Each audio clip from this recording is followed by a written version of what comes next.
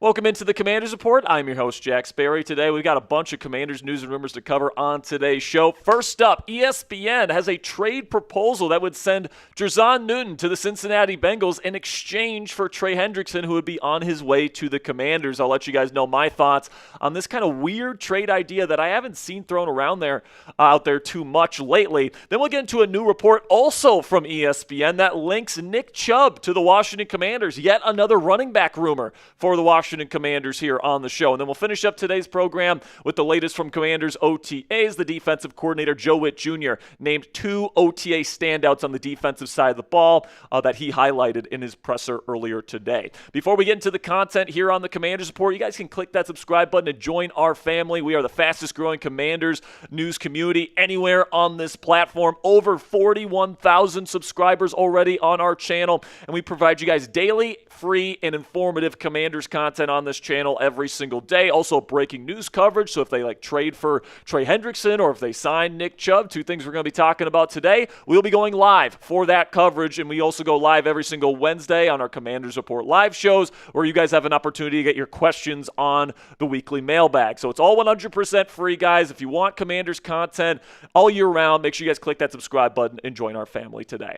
So let's start with this rumor from Seth Walder, who wrote an article breaking down some trade ideas that he would like to see happen before the start of the NFL season, and he had Trey Hendrickson going to the Washington Commanders, but he also included Jer'Zhan Newton, last year's second-round pick for the Burgundy and Gold, a defensive tackle, along in the deal. This is what the deal looks like from ESPN. Trey Hendrickson would be on his way to the Washington Commanders, and the Bengals would be receiving Jer'Zhan Newton, the Commanders' third-round pick next year, so keep in mind that would mean the Commanders would not have a second, third, or fourth-round pick next year if this deal were to happen, and then a 7th-round pick in 2027 as well. This is what Seth Walder from ESPN had to say about this trade idea. Washington is in win-now mode, but Dorance Armstrong is its best edge rusher. Adding Trey Hendrickson, who recorded the second-best pass rush win rate at edge last season at 24%, would be a huge boost. Losing Johnny Newton would make an old defense older, but the Commanders have strong veteran options on the interior defensive line in Daron, Payne, Javon Kinlaw, and DT Jer'Zhan Jr. By including Newton in the deal, the Commanders can put together a feasible package without a second-round pick. Now, my take on this whole situation, guys, is that if including Jer'Zhan Newton is an absolute must for the Cincinnati Bengals, if that's the only way they're going to entertain trading Trey Hendrickson to the Washington Commanders, I would be open to it. Now, I don't want to give up Jer'Zhan Newton. You know, he's somebody that was extremely high on coming out of Illinois last year. Last year, had 2 sacks and 6 tackles for loss and a forced fumble. Obviously, he kind of got out of the gate a little bit slower because, he had the foot procedures, identical foot procedures on both feet last offseason. He didn't really have a full offseason with the Commanders, but then he got in kind of later in the year, and he did show some good things. And I'm very optimistic about his future because his tape at Illinois back in 2023 was absolutely dominant, all right? So I think he could be a big-time piece for the Commanders' defensive line moving forward. And, my preferred option would be to not trade him. I think that he has a bright future, and that would probably be the reason why the Cincinnati Bengals would be wanting to get him. But if the Commanders pretty much said, we're not trading Jer'Zhan Newton, we don't want to get rid of him, honestly, I think I would rather do a pick swap next year and kind of a deal that's structured like this. I've shown this on the show before, but I would rather swap first and second round picks. So the Commanders would be giving the Bengals their first round pick next year, but the Bengals send their second round pick back to the Commanders. So the Commanders aren't giving up any picks in terms of the total number of picks. They would still have 5 picks in next year's NFL draft. They just wouldn't have a first rounder. You could also get an additional mid-round pick in 2027 from the Bengals. And hey, I'm actually okay giving up Dorance Armstrong in this deal, because if you're bringing in Trey Hendrickson, I think that the other pieces that you have, Dietrich Wise, Cleveland Ferrell, Jacob Martin, the other pieces that you have along the defensive line at the edge rusher position are more than capable of filling that number 2 edge rusher role, in my opinion, especially with all the blitz stuff that they do with Frankie Louvu in pass-heavy situations, and same thing with Bobby Wagner as well. I'd be okay giving up Dorance Armstrong, and I'd probably prefer giving up Armstrong as opposed to a guy like Newton, who's still a young, up-and-coming player that I think can be a big-time impact as an interior pass rush player for the Commanders defense in the years to come. So what say you guys? Let me know down there in the comment section. Is Jer'Zhan Newton completely off the table in trade discussions, even if it's to get a guy like Trey Hendrickson, who led the league in sacks last year? Give me a yes or a no down there in the comment section for today's pinned question. YouTube's going to throw you an ad break here in just a couple of seconds, and when that happens, take advantage of that time by giving me a yes or a no to today's pinned question.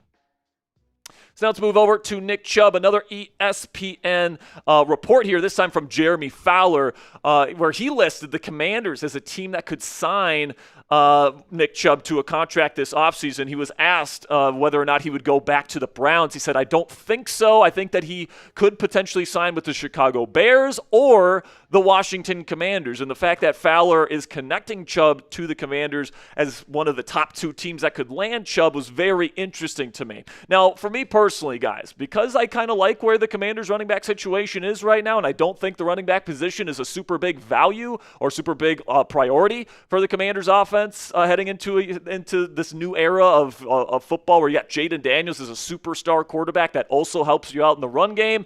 I would take Chubb for a super cheap deal, but if he's looking for a lot of money, I'm definitely not going to be willing to do that. And you guys could see last year that he was coming off that really gruesome knee injury, and the efficiency numbers just fell off a cliff. All right, almost half yards per carry than what he was used to previously in his career. He used to be one of the most efficient running backs in all of football, but he played in about half the games of the season last year and only had 3 touchdowns in those 8 games played. Just got over 100 carries.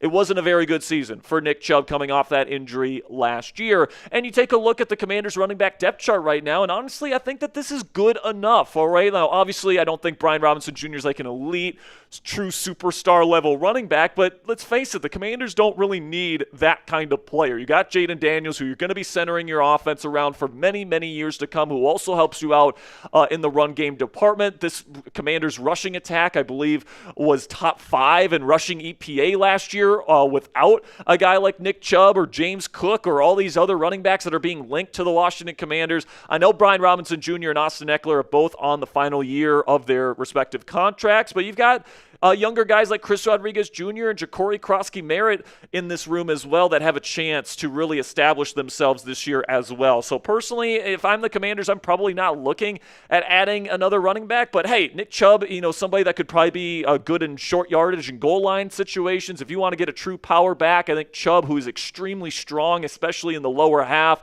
if you want to add him as kind of a short yardage back, I wouldn't necessarily say no if you can get him for a super team-friendly deal. So make the call for me down there in the comment section. Would you sign running back Nick Chubb this offseason if you were the Washington Commanders, if he was willing to take a team-friendly deal? Type S if you would sign him, or type P if you're going to pass on him. In just a second here, I'm going to tell you about our sponsor today at Fanatics. Well, I'm telling you about Fanatics today. Go down there and give me an S or P. And with that, let's have a word from our sponsor today at Fanatics. And we just got done talking about Jaden Daniels and how this Commanders offense is going to surround him and really revolve around his skill set for many, many years to come. And if you guys want to get his jersey today and you want to help out our channel today, you have an awesome opportunity to do both those things right now when you go to chatsports.com/Daniels. I'm going to put that link in the comments and description of today's show. And if you guys click that link and you make a purchase, Fanatics is going to send us here at the Commanders Report part of the proceeds. So if you want to help us out today, you guys can go chatsports.com/Daniels and get your Jaden Daniels jersey in your closet today. So now I want to shift over to Joe Whitt Jr., one of my favorite coaches on the Commanders roster. I love the way that he talks and he speaks and does all these different things, and I love it when he gets in front of the microphone for a press conference. And today he did just that at Commanders OTAs, and he highlighted 2 players on his defense that he wanted to really give a special shout out today. And those 2 players are Daron Payne, the defensive tackle, who's really heading into a big time year for him and his career, and Quan Martin, the free safety. So we'll start with Daron Payne here, because I think last year, people look at the numbers, he played the entire season, only got 4 sacks and 5 TFLs, and people were saying, this guy's getting paid a lot of money by this organization. He's not pulling his weight. But I think when you watch the film and you look at the role that Joe Whitt and Dan Quinn ask Daron Payne to kind of fill in this defense, he plays a very, very critical role as somebody that's taking on a lot of double teams, somebody that's really eating up the middle of the defensive line, and kind of just, working to really set a foundation for this run defense. And you guys could see in the numbers last year when Daron Payne was not on the field, this run defense went from okay to god-awful if he was injured or if he was off the field. So this is a very critical piece of the Washington Commanders defense that we're talking about here. And Joe Whitt Jr. and Dan Quinn today, by the way, said that he is having a phenomenal offseason program. Quinn said today in his press conference that he actually went up to Daron today and said, "You have been an absolute beast throughout this process." So I think Payne is getting ready to have a really, really good season and really be a big-time impact player for the Washington Commanders this year. Then the other player that Whitt kind of called out today was Quan Martin. Last year had an interception for this team, and he didn't put up a ton of flashy numbers, but he got a lot better going from year one in that Ron Rivera kind of squishy style, cover 4, cover 6, off coverage type of defense to this very aggressive Dan Quinn, Joe Whitt Jr. scheme. I thought that, the change really did a good job, did good things for him, and he was a really good free safety for this football team last year. I thought he took a really big step in year 2, and then it sounds like, based on what Joe Whitt Jr. is saying, is that he's really taken on a leadership role, and they're really expecting him in year 3 to really become one of the established veterans in this unit, really become a leader and take that big year 3 leap, just like he did going from his rookie season to his sophomore season. So this is a very good player, in my opinion. I was very high on Quan when he was coming out of Illinois 2 seasons ago, and I think that he's going to be a mainstay in this defense for many, many years to come. Another thing that Joe Whitt Jr. said in his press conference today is that the team brought in Javon Kinlaw, their new defensive lineman, and they paid him quite a bit of money. He's pretty much their number 1 target in free agency this year to help on run defense, all right? And this kind of worried me a little bit because even though he's got the size and the strength and the length to be a good run defender, he's not a good run defender on tape, guys. Like when he was back in the later portion of his career, of his tenure there with the San Francisco 49ers, they would intentionally take him off the field in early down situations because he was that much of a liability as a run defender. And last year with the New York Jets, maybe it got a little bit better, but it's definitely not a strength of his game. Kinlaw's strength is his ability to kind of loop around on these stunts that the Commanders are going to be running a lot of this year. They did that a lot with the Jets, and he did a pretty decent job of that last year. And he's also got some power, so in true one-on-one situations, and if he gets a one-on-one,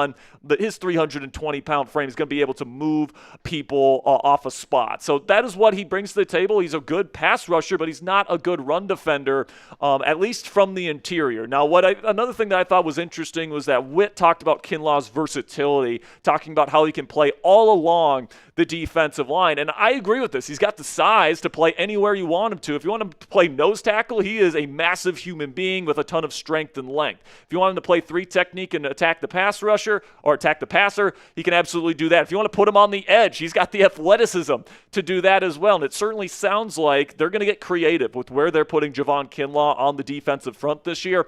And for somebody that is this physically gifted, that is something that gets me excited as a Washington Commanders fan. It certainly seems like he's going to play some edge rusher, particularly on early downs. He talked about as well Eddie Goldman, who they brought in as a massive kind of run defending nose tackle. You bring in Eddie Goldman, and then you have Daron Payne as kind of your big body guys in the middle. Then you have Javon Kinlaw, an athletic big body as kind of like a gigantor edge rusher. And then you have guys like another big body edge rusher like Dietrich Wise, and Cleveland Ferrell is definitely a bigger body as well. Like, I think the Commanders are definitely doing what they can this year, guys, to really establish themselves, especially up front, as a dominating presence in the run game. They brought in a lot of bigger bodies that are going to be able to hold up against some of the lighter defense or offenses that we see in the National Football League today. And I'm excited to see what Joe Whitt Jr. and Dan Quinn have up their sleeve, because they have never been afraid to get creative with the way they use their defensive personnel. So let me know what you guys think down there in the comments section. Your confidence level in Javon Kinlaw as a player. Right now, I think that I'm at around a 6 or 7. I'm very optimistic about Kinlaw, but I also understand some of the deficiencies that he's had on his film in the past. So put it on a scale of 1, meaning not confident whatsoever, to 10 being I'm super confident he's going to be a Pro Bowl caliber player this year. He's going to be an awesome piece for this defense. Let me know what you guys think down there in the comments section.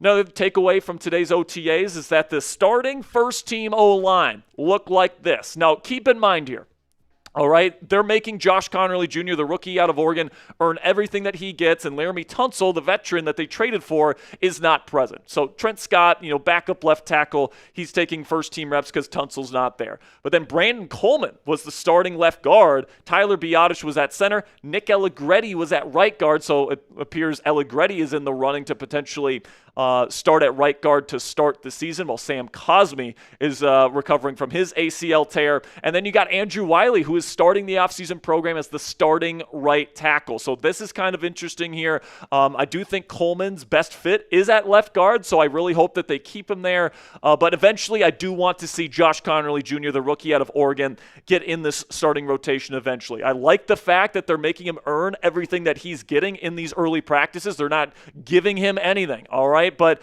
I really hope once we get into training camp that they give him more and more and more first-team reps, and I'm hoping by week 1 he's ready to go, because I thought his film on Oregon or at Oregon last year was excellent, and I think he's ready to help this team right away. So make sure you guys click that subscribe button if you haven't already. We got more Commanders OTA updates coming your way all throughout the offseason here. Of course, mandatory minicamp is next week as well, so make sure you click that subscribe button for daily updates on the Burgundy and Gold right here on the Commanders Report.